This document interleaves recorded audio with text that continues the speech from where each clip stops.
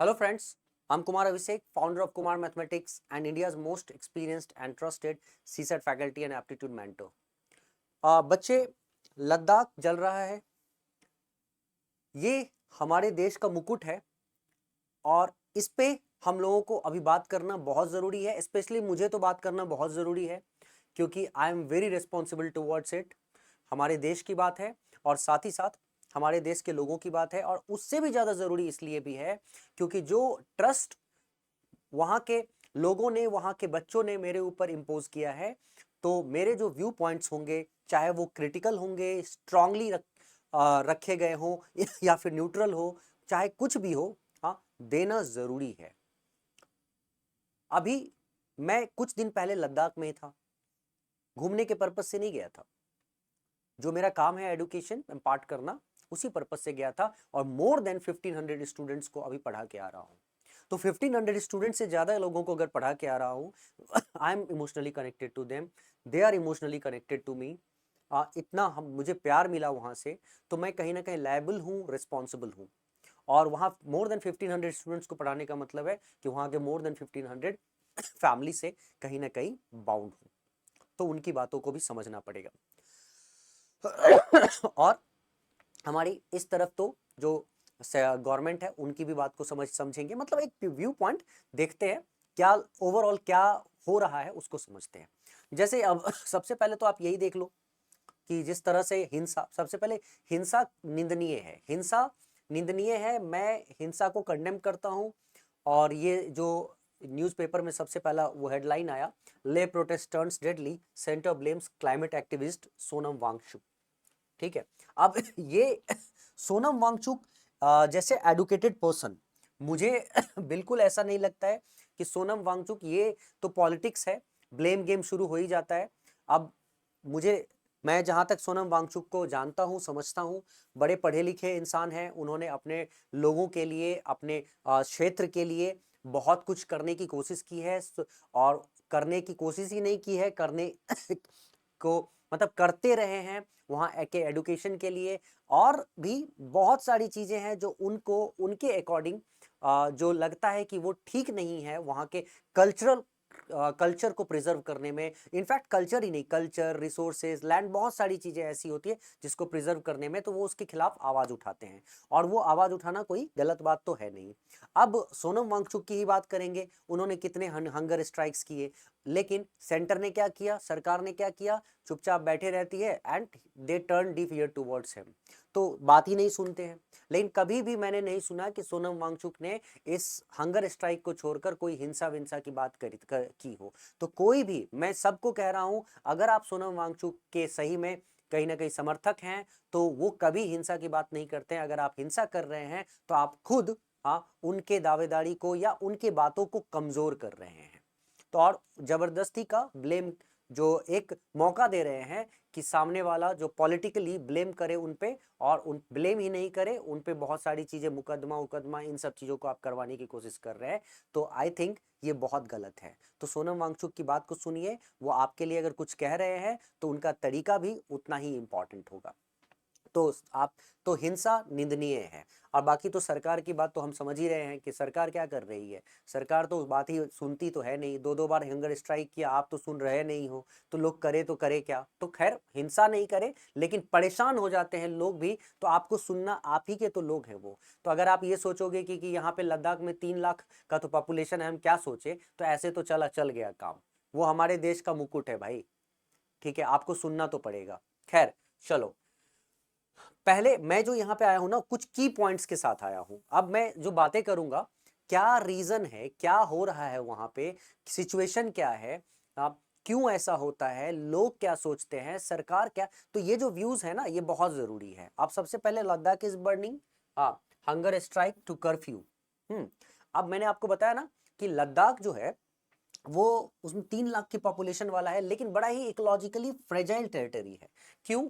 क्योंकि वो एलएसी और एलओसी से घिरा हुआ है, line of actual control and line of control, China और पाकिस्तान के बॉर्डर के साथ घिरा हुआ है।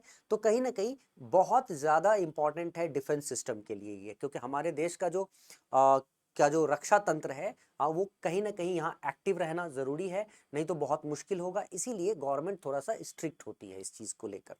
चलिए खैर उस पे तो बाद में चर्चा करेंगे, स्ट्रिक्ट होना। और अभी जो हिंसा हुआ है देखो 70 लोग इंजर्ड हैं भाई, ठीक है 70 लोग इंजर्ड हैं और 4 लोग ऑलरेडी मर चुके हैं, तो क्या फायदा हो रहा है। चलिए बात करते हैं कि आखिर क्या बात है, क्यों। अब यहाँ देखो कोई किसी तरह का स्ट्राइक ना आए, कॉपीराइट इशू नहीं आए, तो ये अभी अभी मैं गया था जो लद्दाख में, मैंने फोटो लिया है तो अपना ही फोटो यहाँ पे डाला है, ठीक है। चलिए अब पहले बातें कर लेते हैं कि हो क्या रहा है। जो कोर डिमांड है, चाहे सोनम वांगचुक और उनके फ्रेंड्स या उनके समर्थक जो भी हैं वहां क्या डिमांड कर रहे हैं, डिमांड को थोड़ा समझिए। पहला जो डिमांड होता है उनका है फुल स्टेटहुड का। उनका कहना है, जो वहां के लोगों का कहना है कि हम हमारी बात जब पहले जम्मू एंड कश्मीर के साथ थे तो उस समय भी यहाँ के पार्लियामेंट इनकी बात नहीं सुनते थे, और अब जब सेंटर के कंट्रोल के अंदर है तो भी सेंटर इनकी बात नहीं सुनती है। तो सवाल ये उठता है कि किसी हाल में जब हमारी कोई बात सुन ही नहीं रहा है, हमारी कोई भागीदारी ही नहीं है हमारे क्षेत्र में, हमारे संसाधन में, रिसोर्सेज में, ठीक है, हमारे एजुकेशन में, हमारे लैंड में, हमारे कल्चर पे, हाँ, किसी तरह का हमारा कोई यहाँ अधिकार ही नहीं है, हम उसका कुछ फैसला ले ही नहीं सकते हैं। हमें कोई बात करनी होती है तो हमें वहां से अपनी बात उठा के सेंटर तक पहुंचाना होता है। तो ऐसे में तो हमारे हो ही गया, हम तो कहीं के नहीं रहे, हमें तो कोई समझने वाला भी नहीं होगा, ठीक है, और तो हम अपनी चीजों को कैसे वहां प्रिजर्व कर पाएंगे। तो इस वजह से उनका मानना है कि अगर हमें राज्य का दर्जा दे दिया जाए, फुल स्टेटहुड दे दिया जाए, तो कहीं ना कहीं हम अपनी जो टेरिटरी को अपने हिसाब से चला सकते हैं और भारत सरकार के अंदर ही रहेगा, लेकिन हम कहीं ना कहीं बहुत सारे जो फैसले हैं अपने क्षेत्र को लेकर, उनके रिसोर्सेज को लेकर वो कर सकते हैं। रिसोर्सेज, लैंड, मतलब बहुत तरह की चीजें हैं, एजुकेशन, जो कल्चर्स का जो हम लोग अभी बात कर रहे थे। तो देखो ना, restoration of Ladakh as a full state with its own elected legislative assembly moving away from the current union territory status imposed in 2019। वो फुल स्टेटहुड चाहते हैं, मतलब वहां के लोग ताकि उनका खुद का लेजिस्लेटिव असेंबली हो, ठीक है। तो और वहां लेजिस्लेटिव असेंबली क्यों चाहते हैं लोग, क्योंकि वहां के लोकल लोगों का जो नेता वहां पहुंचेगा तो वो लोकल लोगों की बातों को सुनेगा और उसी के अकॉर्डिंग वहां पे काम होगा। दूसरी चीज जो उनका डिमांड है, 6th शेड्यूल प्रोटेक्शन चाहते हैं। तो constitutional safeguards for the tribal communities providing autonomy over land, forests and customary laws similar to protections in North East India. उनका मानना है कि 6th शेड्यूल के अंदर जैसे 6th शेड्यूल के अंदर जैसे नॉर्थ ईस्ट इंडिया में जो ट्राइबल लोग हैं ना, उनको प्रोटेक्शन दिया गया है, कॉन्स्टिट्यूशनल सेफगार्ड दिया गया है ट्राइबल कम्युनिटीज को, ठीक है, उनके उनके लैंड को लेकर, उनके फॉरेस्ट, उनके साथ उनके जो कस्टमरी लॉज है, मतलब उनके एरिया में जो लॉज वगैरह चलता है उसको लेकर वही चीज ये भी डिमांड कर रहे हैं 6th शेड्यूल के अंदर लद्दाख में लोग, कि हम भी अपने हिसाब से अपने कस्टमरी लॉ को वहां फॉलो करना चाहते हैं, अपने लैंड पे हमारा अधिकार हो, अपने फॉरेस्ट पे हमारा अधिकार हो, ठीक है। एम्प्लॉयमेंट रिजर्वेशन तो चाहते ही हैं, guaranteed job quotas for local Ladakhis in government positions and a separate public service commission to ensure local recruitment priorities. मतलब लोकल जो लोगों का वहां पे कहीं ना कहीं वो चाहते हैं कि कोटा अगर होगा कि लद्दाखी जो गवर्नमेंट सिस्टम है उसमें, और पब्लिक सर्विस कमीशन भी अलग से एस्टैब्लिश हो ताकि वहां के लोग ही सिलेक्टेड हो। ऑब्वियसली वहां के सिलेक्टेड होंगे तो एडमिनिस्ट्रेटिव पोस्ट पे अगर होंगे तो ज्यादातर वहां के लोग उस स्थानीय प्रॉब्लम को समझ पाएंगे, उस पर काम कर पाएंगे, ऐसा वो चाहते हैं। चलो यहाँ तक तो ठीक ही है। स्टेटहुड को अगर देखा जाए, 6th शेड्यूल को देखा जाए और ये देखा जाए, तो इस पे मैं मतलब मेरी राय है कि इसको थोड़ा बहुत वो कंसीडर किया जा सकता है। खैर, political representation, separate parliamentary constituencies for Leh and Kargil. अब ये कह रहे हैं पॉलिटिकल रिप्रेजेंटेशन भी कैसा हो, उनका कहना है कि लेह और कारगिल दोनों, लेह और कारगिल दोनों के बीच, हाँ, यहाँ सेपरेट पार्लियामेंट्री कॉन्स्टिट्यूएंसी हो, लेह का अलग और कारगिल का अलग, ठीक है। कारगिल भी बहुत बड़ा सा वहां पे टाउन है, ठीक है, दोनों डिस्ट्रिक्ट में अलग अलग, और ensuring adequate political voice in national decision making processes. और नेशनल डिसीजन जब जो सेंटर में जो दिल्ली में डिसीजन में होता है ना, उस डिसीजन में इनका कहीं ना कहीं से हो, इनका कहीं ना कहीं बात चले। तो ये इनका की डिमांड है आप लद्दाख के लोगों का, और जिसकी वजह से प्रोटेस्ट रेज हुआ। ठीक अब ये डिमांड है, पूरा नहीं है। अब इस डिमांड के लिए उन्होंने क्या किया, उस डिमांड के लिए इन्होंने क्या किया ये पहले से ही सोनम वांगचुक और जो इन्वायरमेंटल एक्टिविस्ट हैं जिनकी अभी मैं बात कर रहा था, इतने एडुकेटेड इंसान हैं, बेगिन हंगर स्ट्राइक किया लेह में, demanding statehood and constitutional protections under the 6th schedule. तो क्या हुआ, कभी भी उनके जो हंगर स्ट्राइक को ध्यान उसको देखा नहीं गया, और इन्होंने सरकार ने या सेंटर ने जो पूरी तरह से अपने कान को ठीक है बंद कर लिया। ठीक, अब बीमार हुए तो उनकी हंगर स्ट्राइक टूट गई। अब इससे लोग वहां पे खफा हो रहे हैं कि लोग ये सुन ही नहीं रहे हैं। और सेंटर के लिए तो सब है ना, चाहे 3 लाख का ही पॉपुलेशन क्यों नहीं है देश में, ठीक है, बहुत कम ही रिप्रेजेंटेशन है, लेकिन आप ही के तो लोग हैं, माने हमारे ही तो लोग हैं, कौन सुनेगा उनकी बात को। ठीक है, तो इन्होंने जो कोई बात नहीं सुनी। अब होता ये है, मिड सितंबर में 2 हंगर स्ट्राइक कोलैप्स हो गया, 2 बार हंगर स्ट्राइक किया, लेकिन काम नहीं आया क्योंकि उनका हेल्थ डिटोरिएट हो रहा था, कंडीशन ठीक नहीं था, और इसीलिए वो हंगर स्ट्राइक से बात नहीं बनी। तो जब उन्होंने देखा इतने हंगर स्ट्राइक से बात नहीं बन पा रही है, सेंटर सुन ही नहीं रहे हमारी बात को, और लगातार फॉल्स प्रॉमिस करते हैं, हाँ कि बात देख लेंगे, समझ लेंगे, सारी चीजें ऐसे करते चले गए, तो एकदम जब बहुत फॉल्स प्रॉमिस हो गया तो लोग अब कहां तक सब्र होगा। एक सब्र का एक लेवल होता है ना, आप देखोगे सब्र का एक लेवल होगा। तो हो क्या रहा है, क्या अनरेस्ट को क्या ट्रिगर, मतलब ये इस तरह की जो प्रॉब्लम हुई वो क्या कैसे ट्रिगर हुआ, तो डिलेड प्रॉमिस, जो प्रॉमिस किया गया था, perceived inaction by the central government on long standing demands for political autonomy and constitutional protections creating frustration amongst locals. तो आप अगर कोई भी चीज अगर वो कर रहे हैं, आप तक अपनी बातों को पहुंचाने की कोशिश कर रहे हैं हंगर स्ट्राइक के माध्यम से, किसी भी तरह के स्ट्राइक के माध्यम से, ठीक है, वो बैठ के आप तक पहुंचा रहे हैं और आप चुपचाप अपने घर में बैठे हुए हैं, आप उसके लिए उसको रिएक्ट भी नहीं कर रहे हैं, तो अंदर अंदर लोगों का गुस्सा तो भड़केगा ना।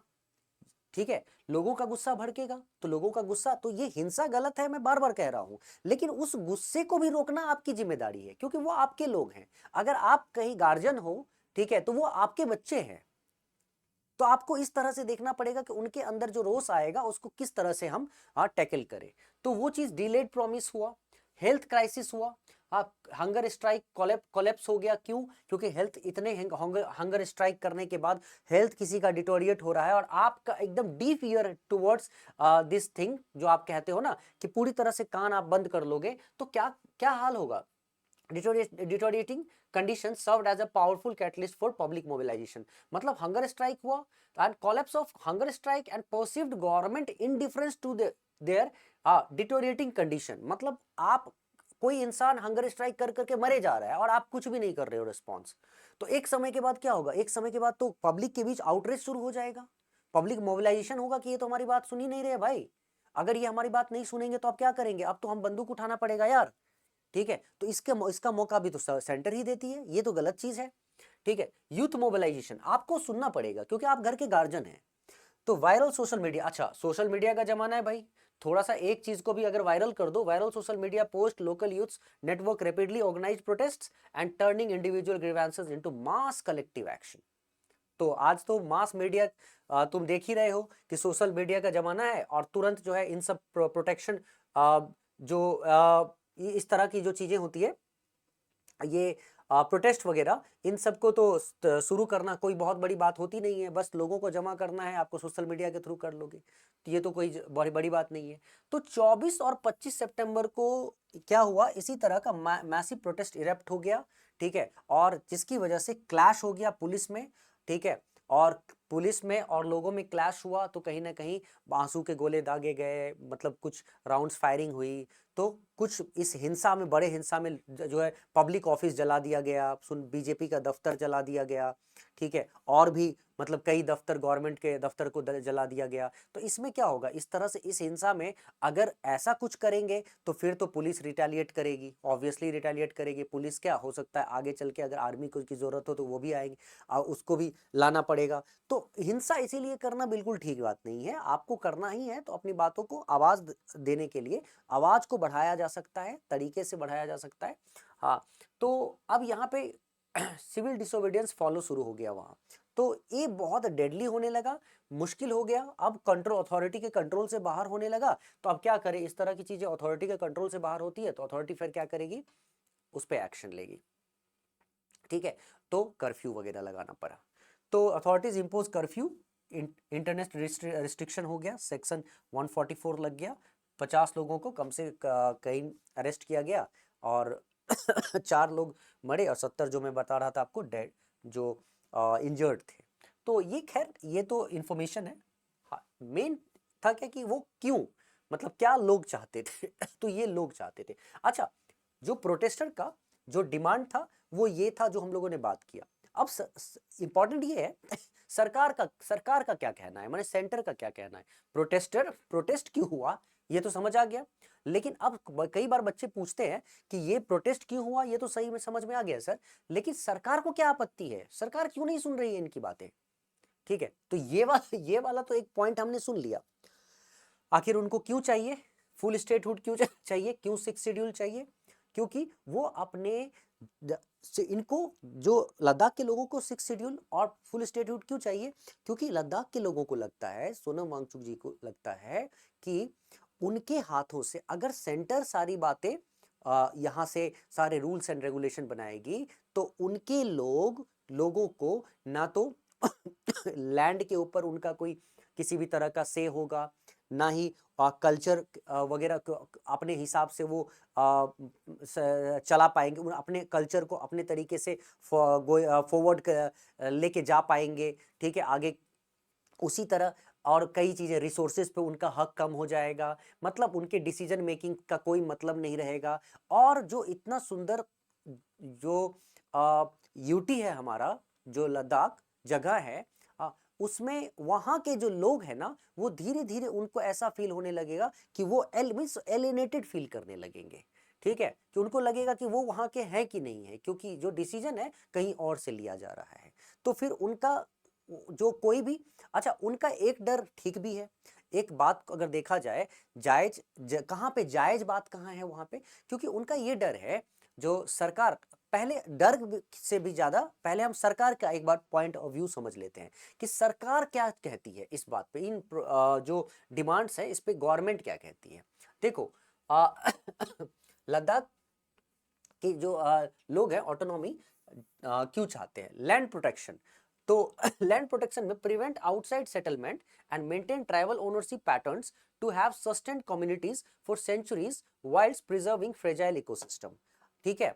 मतलब आपको अभी भी मैंने बता दिया कि लैंड प्रोटेक्शन चाहिए होगा उनको, उनको आउटसाइड जो लोग आउटसाइड से वहां सेटल करेंगे उनको प्रिवेंट करना जरूरी है, नहीं तो पूरा देश वहां पे जाके आउटसाइड से वहां सेटल करने लगेंगे, तो उनका वो जो घुल मिल जाएंगे ना, तो उनका जो ट्राइबल ऑनरशिप है ना उनके हाथ से छीनता चला जाएगा। और जब छीनता चला जाएगा तो उनको लगता है कि जब हमारे हाथ से वो चीजें छीन जाएगी तो हमारा जो पूरा का पूरा इकोसिस्टम है ना वो हमारे हाथ से ही चला जाएगा, हमारी कम्युनिटी भी बहुत कमजोर हो जाएगी, और हम लोग कहीं मतलब वहां पे रह भी पाएंगे कि नहीं, वो एक डर है जो उनके मन में आता है, ठीक है। कल्चरल प्रिजर्वेशन सेफगार्ड्स, अब देखो कल्चरल प्रिजर्वेशन में safeguard Buddhist and Islamic traditions, languages and practices from dilution through unchecked migration and external cultural influences. उनका मानना है कि अगर इस तरह से अगर बाहर के लोग वहां पे जाने लगेंगे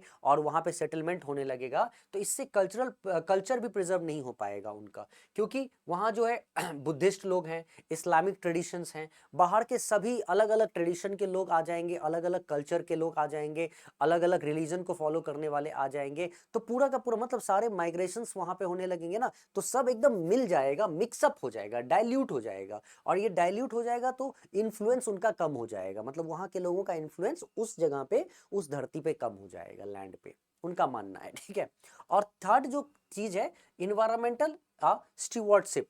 अच्छा, उनका ये भी कहना है कि मतलब पहले तो देखो, ensure sustainable development in one of the world's most fragile high altitude desert ecosystem, balancing progress with ecological preservation. उनका मानना है कि इकोलॉजिकल प्रिजर्वेशन भी बहुत जरूरी है, क्योंकि वो बहुत ही फ्रेजाइल टेरिटरी है और वो रिसोर्स रिच है, तो उसका उस रिसोर्स का इस्तेमाल भी करना है ना, तो तरीके से करना है, उसका दोहन नहीं कर लेना है, ठीक है। तो इस इकोसिस्टम को भी कहीं ना कहीं हमको बचा के रखना है। तो उनका मानना है कि बाहर से जो लोग आएंगे वो कहीं ना कहीं इतने इमोशनल नहीं होंगे उस प्लेस को लेकर, तो वो क्या करेंगे, वो उस इकोसिस्टम का पूरा दोहन करने लगेंगे, उसको खराब करने लगेंगे, लेकिन वहां के जो लोग हैं कहीं ना कहीं उससे अटैच हैं उस जगह को लेकर, तो वो उस चीज को बहुत ही सस्टेनेबल तरीके से यूज करेंगे, इसीलिए वो इस चीज को बचाना चाहते हैं कि अपने अपने कंट्रोल में रखना चाहते हैं वहां के लैंड को, वहां के रिसोर्सेस को, बहुत सारी चीजों को, ठीक है। तो ये एक व्यू पॉइंट है लद्दाख के लोगों का, जो उनको क्यों चाहिए, स्टेटहुड क्यों चाहिए, और 6 शेड्यूल में उनका प्रिजर्व क्यों होना चाहिए, राइट्स, ट्राइबल राइट्स क्यों प्रिजर्व होना चाहिए।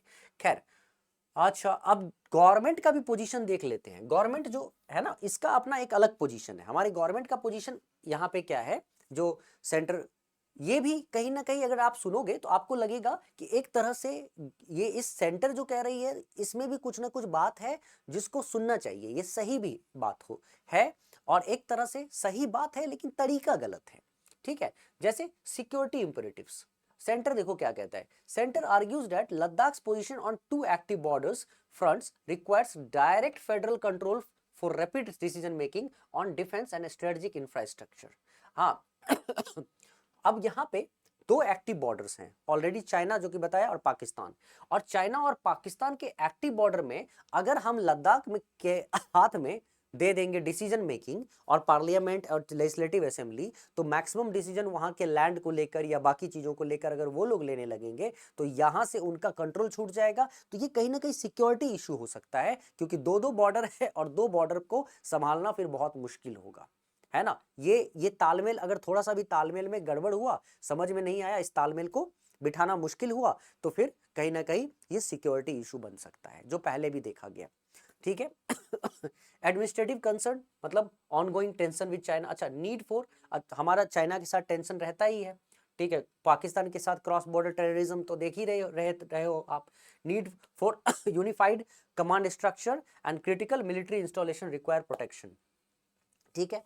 अच्छा, अब administrative concern, official side the region's small population and vast territory as practical for full statehood, preferring the union territory model for efficient governance. अब इनका एडमिनिस्ट्रेटिव कंसर्न क्या है, इनका कहना है कि देखो, लद्दाख इतना बड़ा जगह, स्पेस इतना सारा है, रिसोर्स इतना सारा है, हाँ, और लोग हैं महज 3 लाख।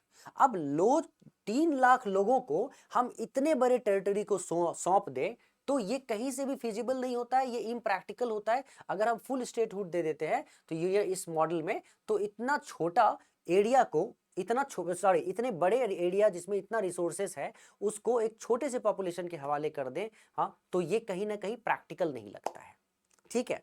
तो अब ये एक कंसर्न तो मैं अलग से देखता हूं।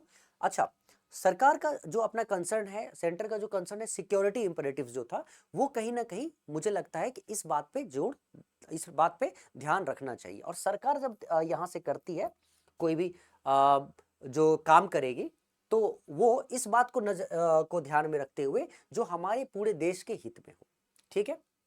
अच्छा, अब और इंपॉर्टेंट बात, सरकार का मानना है कि देखो, अगर मैं हर जगह ये 6 शेड्यूल के तहत ट्राइबल कम्युनिटीज को प्रिजर्व करने लगे, या इनकी बात हर जगह अगर ये बात मानने लगे, सरकार का मानना है, तो ये आप देखोगे इंडिया के डिफरेंट डिफरेंट जगहों पे, चाहे वो हिमाचल हो, चाहे वो उत्तराखंड हो, मतलब एवरी प्लेसेस वो कोई ना कोई ट्राइबल आपको दिखेगा, ट्राइब्स वगैरह दिखेगा, वो हर जगह से ये बात उठने लगेंगी। अगर यहाँ एक बार मान लिया गया तो पता चला कि इंडिया के दूसरे हिस्से में फिर से शुरू हो जाएगा विद्रोह, इसी तरह का टेंशन शुरू हो जाएगा। तो अब सरकार के लिए प्रॉब्लम ये है कि अगर एक की बात मानेंगे तो उसको दूसरे की भी बात माननी पड़ेगी, ठीक है। तो वो हर जगह इंडिया में अगर हर जगह अगर बात मानने लगे और हर जगह यही करने लगे, तब तो सरकार के हाथ से ही बहुत मुश्किल हो जाएगा, सरकार के हाथ से सारी चीजें निकल जाएंगी, है ना। तो ये बहुत बड़ा टेंशन हो सकता है, सिक्योरिटी इशू बन सकता है ना। तो ये तो हमको तो पूरा का पूरा कंट्री को यूनिफाइड तरीके से रखना है ना। तो ये गवर्नमेंट का कहीं ना कहीं मुझे भी लगता है कि ये कंसर्न गवर्नमेंट का ये एक हद तक सही भी है कि सिक्योरिटी रीजन से ही सही। और अगर हर बात जैसे हर चीज एक साथ मान लिया हमने, तो जब मान लिया तो फिर प्रॉब्लम ये है ना कि अब जो दूसरे क्षेत्र में शुरू होगा तो उनकी बातों को कैसे हम काट सकते हैं, वो भी तो वही चीज डिमांड करेंगे, तो ये थोड़ा मुश्किल हो जाता है, ठीक है। अब वाई 6 शेड्यूल इज कंटेंसस, देखो वही चीज जो मैंने आपको बताया, constitutional autonomy, 6 schedule grants autonomous district council strong powers over land, forest, customary laws, potentially limiting central authority over strategic territories. मतलब जो स्ट्रेटेजिक जो डिसीजन लेना है उस टेरिटरी के अंदर रिसोर्स को लेकर या बाकी चीजों को लेकर, तो वो सेंटर का वहां पे कमजोर हो जाएगा, कम हो जाएगा दखल अंदाजी, और वहां के ही लोगों का लेजिस्लेटिव असेंबली के जरिए शुरू हो जाएगा, ठीक है, डिसीजन मेकिंग, ठीक है, कॉन्स्टिट्यूशनल ऑटोनॉमी उनको मिल जाएगी। दूसरा, डेवलपमेंट प्रोजेक्ट्स की बात अगर करें, could restrict government's ability to implement large infrastructure projects, military installations और strategic roads without extensive local consultation. अब डेवलपमेंट प्रोजेक्ट्स में भी प्रॉब्लम होगी, गवर्नमेंट का यहाँ पे कहना है कि अगर उनको ये चीज दे दिया जाए तो होगा क्या कि गवर्नमेंट को, सेंट्रल गवर्नमेंट को एक रिस्ट्रिक्शन हो जाएगा। किस चीज का रिस्ट्रिक्शन हो जाएगा कि जो लार्ज इंफ्रास्ट्रक्चर प्रोजेक्ट्स वगैरह वहां पे उनका होगा, जो सेंट्रल गवर्नमेंट वहां पे अभी कर रही है, और साथ ही साथ मिलिट्री इंस्टॉलेशंस जो है, हमारे मिलिट्री बेस वगैरह जो बना रही है, या स्ट्रेटेजिक जो रोड्स है, ठीक है, वो सब जो बन रहा है, उसके लिए हमेशा वहां के लोकल कंसल्टेशन की जरूरत होगी, लोकल गवर्नमेंट के कंसल्टेशन की जरूरत होगी। अगर दोनों में सामंजस्य नहीं होगा तो फिर वो काम वैसे ही रुक जाएगा, बहुत मुश्किल हो जाएगा। एंड प्रेसिडेंट कंसर्न्स क्या है, centre prefers statutory protections over constitutional guarantees, fearing similar demands from tribal areas in other borders state. जो मैंने अभी आपको बताया कि अगर एक बार आपने मान लिया ना एक जगह पे, तो दूसरे जो बॉर्डर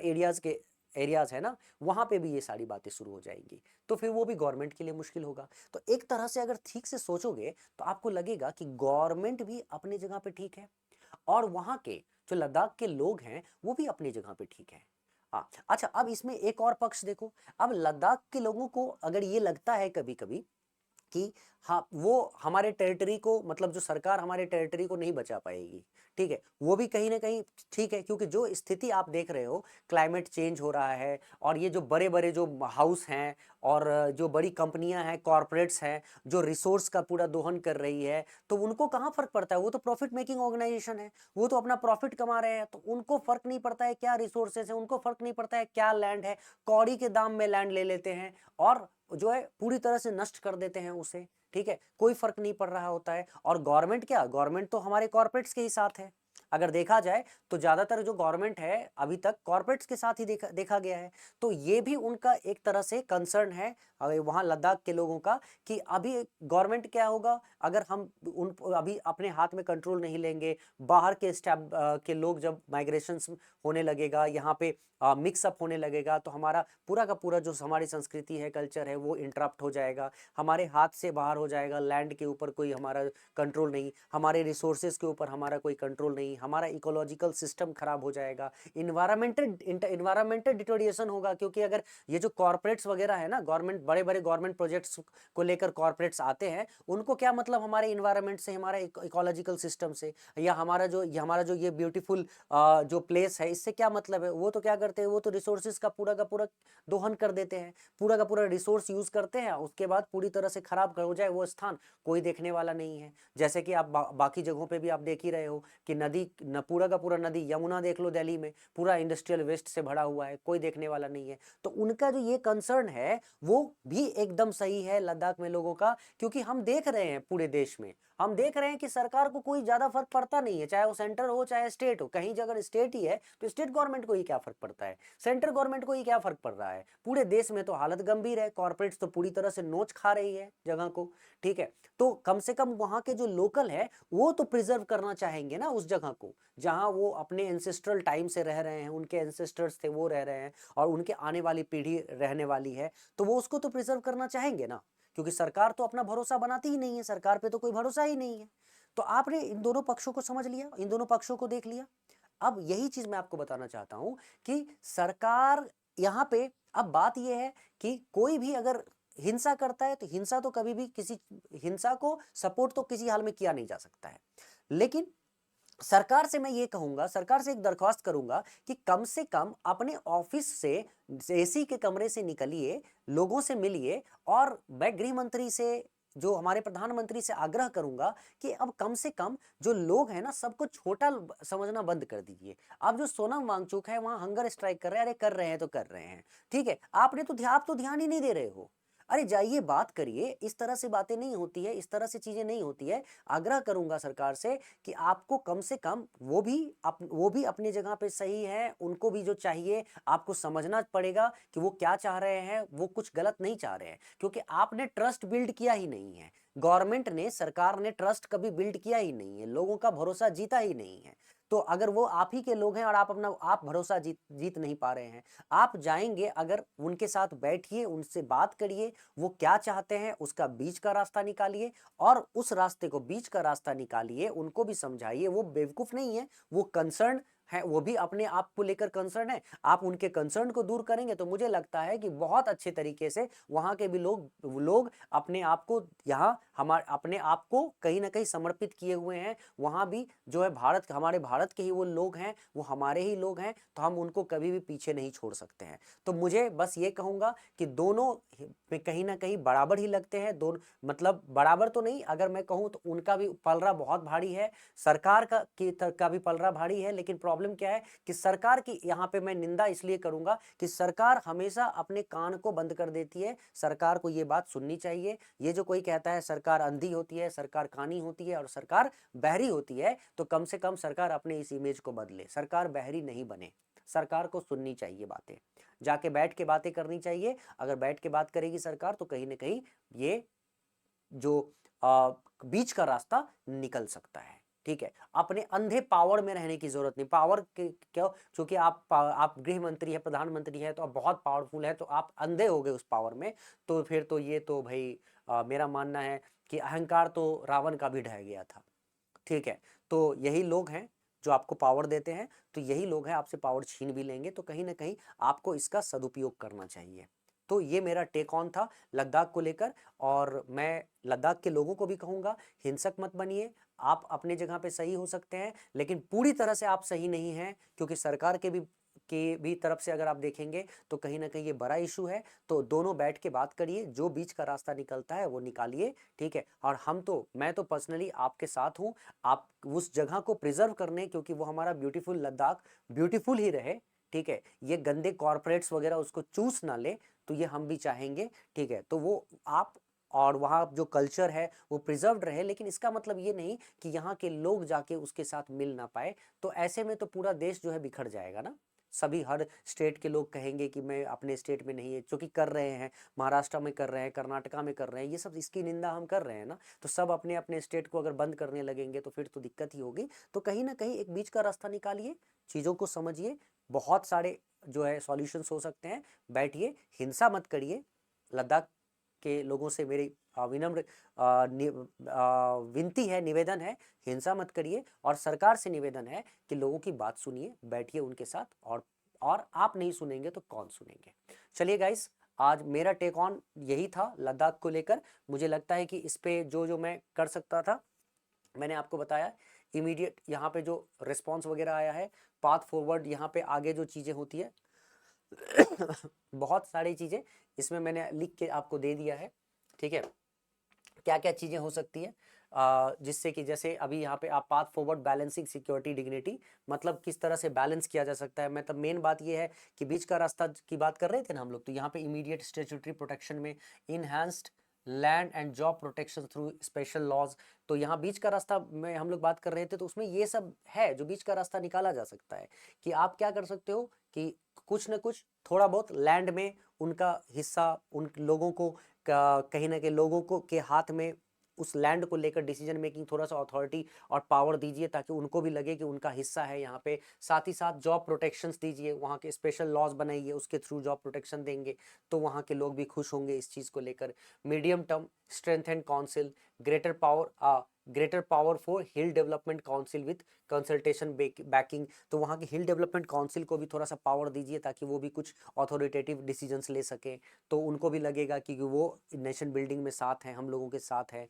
ठीक है। Long term custom autonomy model, parliamentary review for tailored autonomy that protects both security and local rights. तो इतना पूरा तो नहीं, लेकिन कहीं ना कहीं थोड़ा बहुत रिव्यू कर लीजिए कि parliamentary review for tailored autonomy that protects both security and local rights, मतलब इतना उन लोगों को दीजिए, ठीक है, ताकि वो इस चीज को, ठीक है, मतलब रिव्यू कर सके, हाँ, ये बता सके या अपना कहीं ना कहीं अपनी बातों को रख सके और उसको हम लोग यहाँ पे देखें या हमारे सेंटर उसको देखे समझे कि वहाँ के लोग जो कह रहे हैं वो कहाँ तक फिजिबल है और उसके अकॉर्डिंग काम किया जा सकता है कि नहीं। ये सब भी बहुत ज़रूरी है। अगर आप पूरी तरह से पार्लियामेंट नहीं दे सकते, लेजिस्लेटिव असेंबली नहीं दे सकते हैं, तो कम से कम उनका रिप्रेजेंटेशन देखिए, रिप्रेजेंटेशन, उनको कहीं ना कहीं रिप्रेजेंटेशन दीजिए ताकि वो अपनी बात को यहाँ पे भी और दिल्ली के पार्लियामेंट में भी बड़े जोर शोर से रख सके।